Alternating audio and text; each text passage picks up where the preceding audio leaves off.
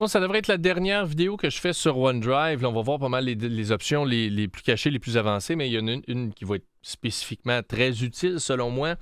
On va voir deux choses dans cette vidéo-là. On va parler de l'historique de fichiers, l'historique de version, le versionnage et le détail des fichiers. Donc, quand on va voir les détails d'un fichier, ben, qu'est-ce qu'on peut voir? Donc, je vais prendre un fichier, exemple, je vais aller sur ma machine ici. Donc, mon document, juste le document qui s'appelle document.docx. Je vais le prendre, je vais faire une modification. Je vais le fermer. On va le réouvrir. On va faire une autre modification. J'attends juste que l'enregistrement soit fait. Je le ferme, je le réouvre. Je fais une autre modification. J'attends que ça enregistre et c'est terminé. Donc, j'ai un document, j'ai ajouté du texte, j'ai enlevé du texte. Donc, j'ai fait quelques modifications. Évidemment, c'est un fichier qui est relativement jeune, je veux dire ça comme ça, où il n'y a pas beaucoup de modifications, il n'y a pas de vrais contenus qui ont été faits dans ce fichier-là. Mais c'est pas grave, on va quand même pouvoir voir le potentiel de l'historique de version. Donc, l'historique de version, c'est quoi ça? L'historique de version, ça nous permet de revenir en arrière sur un fichier. OK? Donc, si vous partagez un des désavantages de la collaboration, c'est que peut-être que quelqu'un va ouvrir le fichier puis effacer quelque chose sans faire exprès, et ça vient effacer quelque chose du fichier racine. Donc, ça l'a effacé pour tout le monde. Peut-être qu'on voudrait se dire, oups, ah ben ça c'est une erreur, il faudrait vraiment revenir à la version précédente, ou peut-être qu'on a ajouté des choses, puis on voudrait revenir à une version précédente, mais on a la possibilité de le faire avec OneDrive.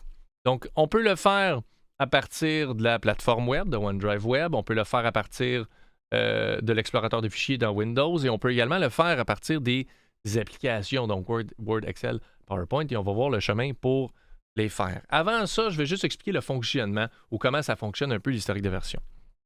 Je suis sur le fichier, je vais faire un clic droit ou cliquer sur les trois petits points et j'ai un choix qui s'appelle historique des versions. Et là, je vais cliquer là-dessus, on va voir ce que ça va faire. Qu'est-ce que j'ai là-dedans? Bien, j'ai toutes les versions du fichier qui ont été faites, qui sont existantes, vont être listées ici. Donc là, en ce moment, j'ai la version 1, la version 2 et la version 3. On peut se rendre à, je ne sais plus comment de version, mais c'est assez énorme. Je pense pas que ça soit un problème ou que ça devienne un problème, la limitation de nombre de versions. Donc, j'ai les versions qui sont là, j'ai l'horodatage qui est là, j'ai la personne qui a fait la modification et la taille du fichier. Je peux cliquer sur les trois petits points ici pour faire une restauration de ce fichier-là, pour ouvrir le fichier et voir qu'est-ce qui était là ou qu'est-ce qui n'était pas là, ou je peux supprimer la version. C'est assez rare qu'on va supprimer des versions, mais la possibilité reste là quand même. Donc, si, mettons, j'ai la version 1, 2, 3, je réalise que les modifications que j'ai faites à la version 2 et à la version 3 ne sont pas exactes, donc je dois revenir à la version 1. Le réflexe qu'on aurait de se dire « Ah, mais là, j'ai peur de faire ça parce que si je retourne à la version 1, je vais perdre la version 2 et je vais perdre la version 3. » Et ça, avec OneDrive, ce n'est pas vrai. Okay? Si je viens sur la version 1 et je fais une restauration, qu'est-ce qui va arriver? C'est qu'il va créer une quatrième version qui est l'équivalent de la première version. Donc, ça ne va pas effacer la version 2 et la version 3. Donc, ça vient vraiment sauver cette crainte-là d'effacer des données ou de perdre des données. On peut toujours retourner aux versions qui ont déjà existé. Et là, si je viens ouvrir le fichier, c'était la version 1, donc il devrait avoir très peu de texte ou pas de texte. Bon, c'est ça, il n'y a pas de texte pantoute. Donc ça, c'était la première version. Mettons que ça, c'est arrivé, puis je me dis, ah non, il faut que je revienne à la version 2 ou 3, mais je ne sais plus c'est laquelle, la version 2 ou 3. Mais je peux retourner dans l'historique de version. Et là, au lieu de... mettons que j'hésite entre la 2 et la 3. Bien, au lieu de faire restaurer, je vais juste faire ouvrir le fichier. Et là, ça m'ouvre une des versions. Et là, je peux regarder... je peux regarder les fichiers ou les modifications, le fichier à cette date et cette heure-là pour vérifier que c'est vraiment le bon. Et si c'est le bon, là, par la suite, ben, je pourrais faire la restauration et ça va me créer une nouvelle version par-dessus et ça ne va pas effacer les autres versions. Donc, ça, c'est l'historique des versions. C'est, tant qu'à moi, essentiel. Ça peut sauver des vies. Je pense surtout à des projets de fin de session ou des projets où il y a plusieurs personnes qui travaillent sur le même projet. Il peut, évidemment, le plus de personnes plus de personnes qui travaillent sur un fichier, le plus d'erreurs il pourrait potentiellement y avoir. Donc ça peut sauver beaucoup de troubles ou sauver des sueurs froides. Donc ça, c'est la manière dont on peut le faire sur la plateforme web. Je vais aller sur l'explorateur de fichiers, sur le même document, et je peux faire un clic droit, et j'ai l'historique de version qui s'affiche, qui est là. Donc je clique sur historique de version, j'ai un menu qui est semblable. On n'a pas l'horodatage. Ben oui et non. Là, on a les modifications ont été faites il y a combien de temps, si c'est récent, sinon on va avoir l'horodatage. Et je peux cliquer sur les 3 petits points pour faire une restauration. Je peux télécharger la version pour l'ouvrir et m'assurer que c'est la bonne avant de faire la restauration, ou je peux tout simplement supprimer cette version-là. Donc, c'est les mêmes options qui sont disponibles à partir de là, mais ça a l'air un petit peu différent. Sinon, l'autre manière, de le faire, c'est si je suis dans le fichier ou dans le logiciel. Donc, je suis sur Word en ce moment. Je vais aller dans le fichier en haut à gauche, dans Informations.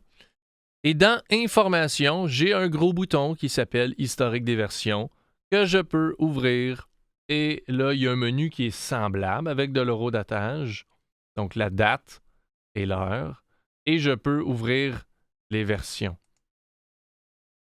Et là, je pourrais faire ouvrir une version, faire une comparaison et potentiellement faire une restauration de cette version-là. Et là, ça va aller me créer une nouvelle version